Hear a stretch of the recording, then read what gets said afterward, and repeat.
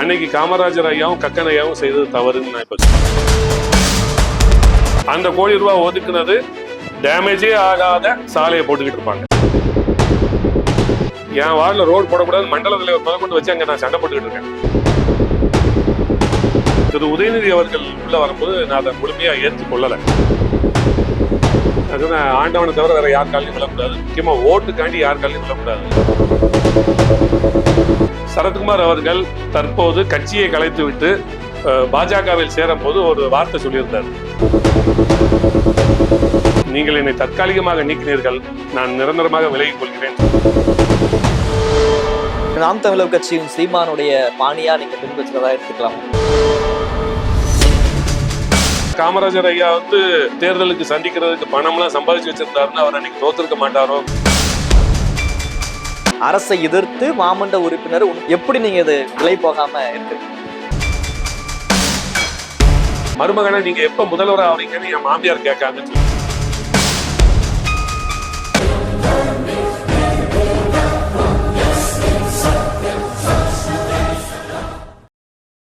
திமுகல இருந்து உங்களை தகுதி நீக்கம் பண்றாங்க. உங்களோட கூட சேர்ந்து 6வது வார்டு, 7வது வார்டு, 20வது, 24 வார்டு இந்த மாமன்ற உறுப்பினர்களை தற்காலிகமாக இது பண்றாங்க. இந்த தலைமை இந்த முடிவை எடுத்திருக்கிறதுன்றது தலைமைக்கு உண்மைக்கும் தெரியும் அப்படின்னு நினைக்கிறீங்களா? இல்லைன்னா உங்களுடைய உழைப்பை தலைமை நிராகரிக்கவில்லை அப்படின்னு எடுத்துக்கலாமா? அப்படி இல்லைன்னா நீங்க இதுக்கப்புறம் ஏதோ அப்ரோச் பண்ணிருக்கீங்களா தலைமை கிட்ட, என்ன திருப்பியும் கட்சியில இணைக்கிறதுக்கோ இந்த மாதிரி விஷயங்கள் எதுவும் செஞ்சிருக்கீங்களா இந்த கால சூழ்நிலைகள்? 2022 பிப்ரவரி மாதம் மாமன்ற உறுப்பினராக பதவி ஏற்று நான் அனைவரிடம் கூறக்கூடிய ஒரு விஷயம் என்னன்னா, முதல் ஒரு வருடம் அமைதியா போராடினேன், அதுக்கப்புறம் சத்தமா போராடினேன், கட்சி என்னை நீக்கிட்டாங்க. திமுக ஆட்சிக்கு வந்ததுக்கு அப்புறம் திருநெல்வேலி மாநகராட்சியில குறிப்பிட்ட சொல்ல போனா நிறைய கோஷங்கள், உள்கட்சி மோதல்கள் நடந்துகிட்டே இருந்துச்சு. அப்போ பொதுவா என்ன சொன்னாங்கன்னா, மாமன்ற உறுப்பினர் பவுல்ராஜ் அவங்க பாத்தீங்கன்னா எப்ப பண்ணாலும் ஒரு பிரச்சனை பண்றதுக்காகவே மாமன்றத்துக்கு வருவாரு, அந்த மாதிரி ஒரு செய்திகள் இருந்து. இன்னொரு பக்கம் உண்மைக்குமே மக்களுக்காக குரல் கொடுக்கிறார் அப்படின்றதும் அங்க இருந்துச்சு. அதாவது நீதிமன்றங்கள் மூலமாக தாமிரபரணி ஆட்சி சுத்தப்படுத்துறதுக்கு நிறைய ஆணைகள் வழங்க போதும் நீங்க அதை தொடர்ந்து ஒரு குடத்தை தூக்கிட்டு பண்றது, இல்லைன்னா துப்புர பணியாளர்களுக்கு ஒரு பிரச்சனை அப்படின்னா அந்த சீருடையை அணிஞ்சுக்கிட்டு வர்றது, இந்த மாதிரி தொடர்ச்சியா மக்கள் கவனங்களை இருக்கக்கூடிய ஒரு அரசியல் தலைவரா நீங்க உருவாகிட்டு வரீங்கன்றதுல மாற்று கருத்து கிடையாது. ஆனா ஒரு சரியான ஆளுக்கு சரியான இடம் இல்லை அப்படின்னு எடுத்துக்கலாம் அந்த திமுகவை. அதாவது பழைய மேயர் மரியாதைக்குரிய சகோதரர் சரவணன் அவர்களை எதிர்த்து எங்களுடைய எதிர்ப்பு பயணம்ங்கிறது ஆரம்பிச்சது. அந்த நேரத்தில் அவர் சரவணனை எதிர்த்து நாங்கள் மாமன்றத்தில் குரல் கொடுத்ததுனால அவர் 3 மாதத்துக்கு ஒரு முறை மாமன்ற கூட்டத்தை நடத்தினா போதுங்கிற ஒரு கட்டுப்பாடுக்குள்ளே வந்தார்.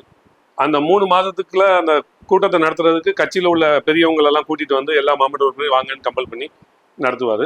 அந்த கூட்டம் முடிஞ்சவொடனே மாமன்ற உறுப்பினர்களை கண்டுக்கவே மாட்டார், அவர் ஒரு தனி செயலாக போய்கிட்டு இருந்தார். அந்த நேரம் தான் எங்களுடைய கோரிக்கைகள் நிறைவேறலன்னு சொல்லி நாங்கள் எல்லாரும் போராட ஆரம்பித்தோம். என்ன கட்சியிலிருந்து நீக்கிறது மற்றும் 2 பிற மாமன்ற உறுப்பினர்கள், ஒரு மாமன்ற உறுப்பினரின் கணவர், இவங்களை கட்சியிலிருந்து நீக்கிறது எப்போ அப்படின்னா, சுமார் 30க்கும் மேற்பட்ட மாமன்ற உறுப்பினர்கள் நாங்கள் மேயரை சந்திக்கிறதுக்கு மனு நாளுக்கு போகிறோம். அன்னைக்கு நாங்கள் வர்றது தெரிஞ்ச உடனே அவர் அந்த மனு நாளுக்கு வராமல் தவிர்க்கிறார். இவர் தவிர்த்த கோபத்தில் நாங்கள் மாநகராட்சி மாமன்ற உறுப்பினர்கள் அனைவரும் மாநகராட்சி வாசலில் உட்கார்ந்து போராடுறோம். ஆணையாளர் எங்ககிட்ட பேச்சுவார்த்தை நடத்துகிறாரு. அந்த பேச்சுவார்த்தையில் சுமூகமாக ஒரு தீர்வு காணப்படலை. அதுக்கப்புறம் எங்களுடைய போராட்டம் தொடரும்னு சொல்லி அறிவிச்சிட்டு போகிறோம். அன்னைக்கு நைட்டு பவுல்ராஜ் ஆகிய என்னையும் 2 பிற மாமன்ற உறுப்பினர்கள், ஒரு மாமன்ற உறுப்பினரின் கணவரையும் நீக்கி அறிவிப்பு வருது. இந்த நீக்கி அறிவிப்பு வந்த உடனே அப்போதைய மாவட்ட செயலாளர், அதாவது மாவட்ட பொறுப்பாளராக இருந்த மரியாதைக்குரிய டிபிஎம் மைதீன் கான் அவர்களுக்கு இரவு நான் ஃபோன் செய்திருந்தேன். மாமா வணக்கம் மாமா, என்னை கட்சியிலேருந்து நீக்கிறீங்க, ரொம்ப நன்றி. நான் சும்மாவே தங்குன்னு ஆடுவேன், நீங்கள் காலில் சலங்கையை கட்டி விட்டுருக்கீங்களே, நான் கட்சி கட்டுப்பாடுன்னு அமைதியாக போராடிக்கிட்டு இருந்தேன்.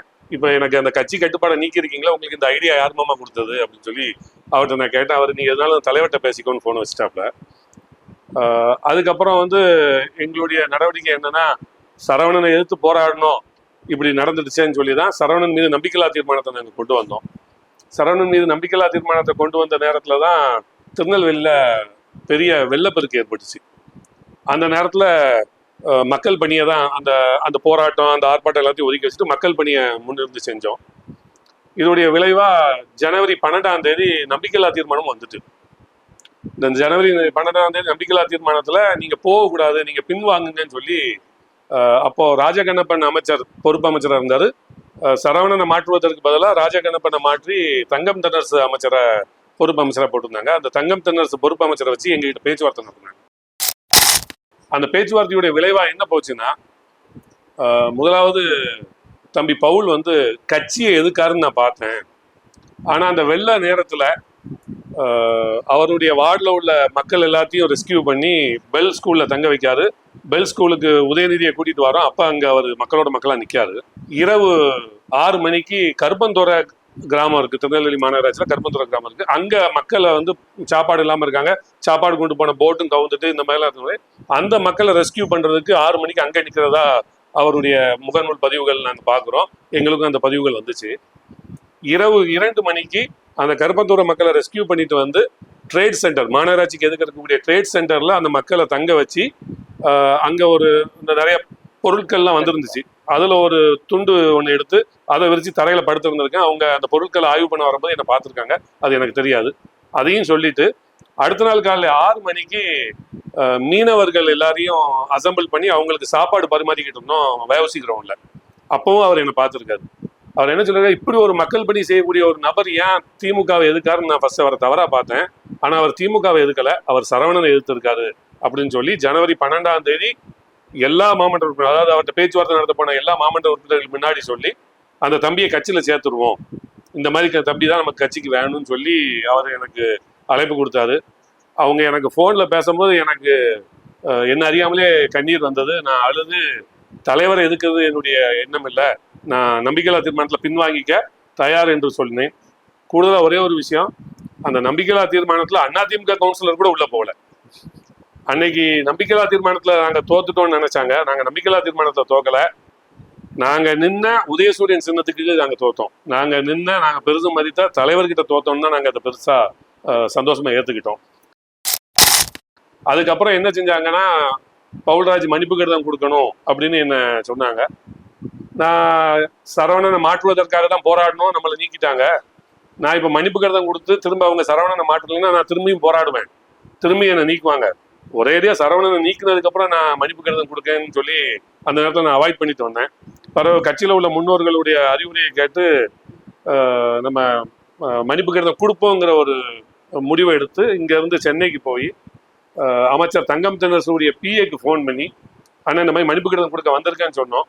அவர் 8 மணிக்கு வாங்க, சட்டமன்றம் நடக்க 8 மணிக்கு ஆஃபீஸுக்கு வாங்கன்னு சொன்னவர் 8 மணிக்கு நாங்கள் ஃபோன் பண்ணி ஆஃபீஸுக்கு போனோம். ஆஃபீஸில் இல்லை, எங்கள் ஃபோனை அன்னைக்கு ஃபுல்லாக எடுக்கலை. சரி பிஸியாக இருப்பாங்க, அடுத்த நாள் எடுப்போம் அப்படின்னு அடுத்த நாளும் அடித்தோம். அடுத்த நாள் எங்கள் ஃபோனை எடுக்கலை. அப்போ இந்த வாக்குறுதி கொடுக்கும்போது அன்பகம் கலையண்ணன் இருந்தாங்க. நேராக அறிவாலயத்தில் போய் அன்பகம் கலையண்ணன்கிட்ட, அண்ணன் நான் தலைவர்கிட்ட மன்னிப்பு கேட்கறதுக்கு ஒரு நாளும் வருத்தப்பட மாட்டேன், இந்த மன்னிப்பு கடிதத்தை தேர்த்து என்னை கட்சியில் சேர்த்துக்கோங்கன்னா அவரும் வாங்கி பார்த்துட்டு நாளை காலையில் உனக்கு முரசொலியில் அறிவிப்பு வரும்டா, போயிட்டு வா அப்படின்னாரு. ரொம்ப சந்தோஷத்தோடு அங்கேருந்து பயணம் பண்ணி வந்துட்டேன். ஒரு வாரம் 10 நாள் அந்த அறிவிப்புகள் வரல. மீண்டும் சென்னைக்கு போவோம், மீண்டும் ஒரு மன்னிப்பு கடிதம் கொடுப்போம்னாங்க. நான் சொன்னேன், செய்யாத தவறுக்கு ஒரு தடவை மன்னிப்பு கேட்டதே பெரிய விஷயம், கண்டிப்பா இனிமேல் நான் அந்த தவறை செய்ய மாட்டேன், அவங்களா கட்சியில் சேர்த்தா சேர்க்கட்டும், இல்லைன்னா சேர்க்க வேண்டாம் அப்படிங்கிற ஒரு முடிவுக்கு அப்பவே எடுத்துட்டேன். அதுக்கப்புறம் எம்பி தேர்தல் வந்துச்சு. எம்பி தேர்தலில் ஒரு சுயேட்சை மாமன்ற உறுப்பினராக திமுக ஆதரவா நான் வேலை செஞ்சேன். அதுக்கு அவங்க எனக்கு கொடுத்த பரிசு, நீ தான் திமுக இல்லலா வெளியே நில்லு, நீ திமுக இல்லலா டேபிள்ல உட்காராத, நீ திமுக இல்லலா பிரச்சாரத்துக்கு வராதுன்னு. அதாவது ஒரு கட்சியில ஒரு கவுன்சிலரா இருக்கோம்னா அதே கட்சியில இன்னொரு கவுன்சிலராக முயற்சி பண்றேன்னு இந்த எதிர்வினைகள் பாட்டுருவான். இதெல்லாம் தெரிஞ்சு அறிஞ்சுதான் நம்ம பயணிச்சோம். அதனால அது எனக்கு கஷ்டமா இல்லை. எம்பி நன்றி தெரிவிக்க வரும்போது என்னை கூப்பிடல. என்னை அவர் கூப்பிடலங்கிற விஷயம் தெரிஞ்சு நான் நேராக போய் அடுத்த வார்டில் எம்பி நன்றி தெரிவிக்கும் போது நடு ரோட்ல அவரை நின்று, நான் வந்து உங்களுக்கு உழைத்த ஒரு மாமன்ற உறுப்பினர், நீங்க என்ன அழைக்காம என் வார்டில் நன்றி தெரிவிக்கிறது எனக்கு மரியாதையா இருக்காது, நீங்க என்ன அழைத்து நன்றி தெரிவிக்கும் முறை நான் இங்க இருந்து நவள மாட்டேன்னு சொல்லி அவர்கிட்ட எம்பி முதலாவது என்னுடைய போராட்டத்தை பார்த்துருப்பாரு. அப்ப நாளைக்கு நான் உங்க வார்டுக்கு திரும்ப வாரேன் அப்படின்னாரு. தாராளமா வாங்கினேன். அடுத்த நாள் வந்தாரு. 10,000 வாழா வெடி போட்டு செண்டை மேல அடிச்சு 30 பேர் அவருக்காண்டி என் கூட உழைத்த ஒரு 30 பேரை வைத்து தெருவா அழைத்து போய் மக்களுக்கு நன்றி செலுத்தணும். அந்த செய்தியை தான் அடுத்த நாள் பத்திரிகையிலே கொடுத்தாங்க.